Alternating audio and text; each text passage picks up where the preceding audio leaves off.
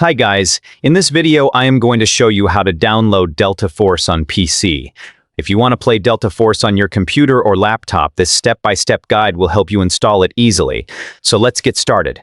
First of all, open any browser on your PC. Now go to the official Steam website by link in description, typing store.steampowered.com in the address bar and pressing enter. If you don't have Steam installed, click on the Install Steam button, download the setup file, and install it on your PC. After installation, open Steam and log into your account. If you don't have an account, create one for free. Once you are logged in, go to the search bar inside Steam and type Delta Force. You will see the Delta Force. Click on it. Now scroll down and click the Add to Library. Your game will add it to library. Go to Library, click at the top.